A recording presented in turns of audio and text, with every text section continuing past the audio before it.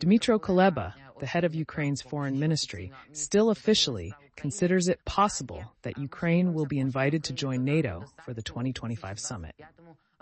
He mentioned this in a CNN interview before next year's summit in the Netherlands.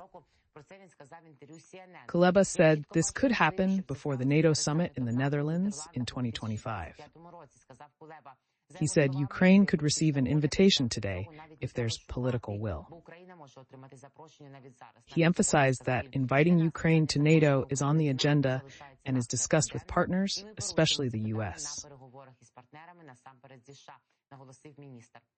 The foreign minister clarified it's about an invitation for political clarity, not immediate NATO accession.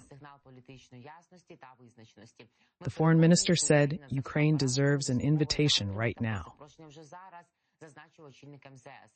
We no longer have high expectation for a NATO invitation timeline. Sometimes when offered, they say that it is not enough or cannot go in parts, either along the borders of 2022 or along the borders of 2014.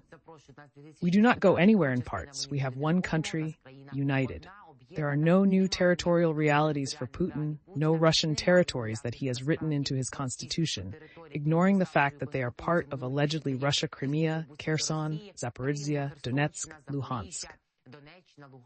All regions are within their 1991 borders, and Ukraine remains a single country based on these territorial realities. We won't exclude any parts, but what format could the invitation take? Is Putin able to force NATO, which has many times more GDP than Russia,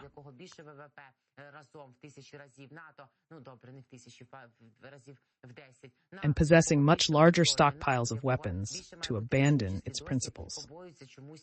NATO, which should be more decisive, is still afraid of 32 member states that for some reason are afraid of one bunker dictator. This is a strange thing. Political will remains an issue. And speaking of political change, there is some political instability in the country at the moment. Obviously, the government reset, which has been discussed for weeks, months, or even years, is now happening before our eyes.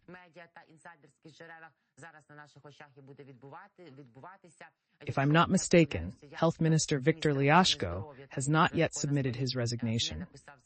Meanwhile, as we have already mentioned, Ukraine's Foreign Minister Dmytro Kuleba submitted his resignation to the Verkhovna Rada on September 4th. Parliament Speaker Ruslan Stefanchuk confirmed this and said,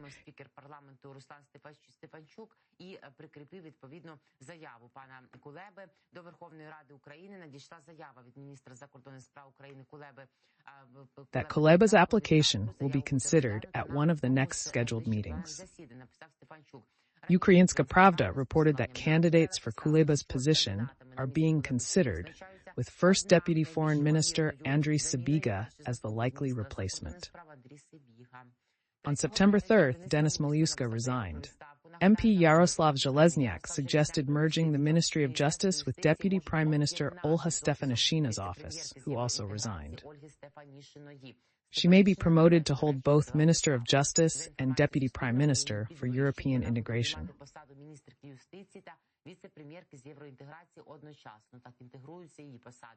Also on September 3rd, Irina Vereshchuk, Deputy Prime Minister and Minister for Reintegration of the Occupied Territories, and Oleksandr Kamyshin, Minister for Strategic Industries, submitted their resignations. Minister Ruslan Strelets and State Property Fund head Vitaly Koval might be replaced as the cabinet undergoes a major reset. David Arakamia noted over 50% of the government will change. MP Yaroslav Zhelezniak suggested Svetlana Hrinchuk might lead the Ministry of Environment, and Oleksandr Kamyshin could be promoted. Koval might move to the Ministry of Agrarian Policy.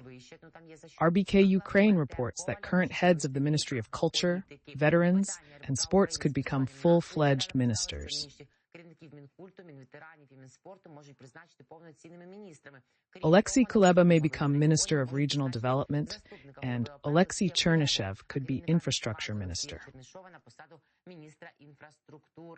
On September 3rd, President Zelensky dismissed Rostislav Sharma.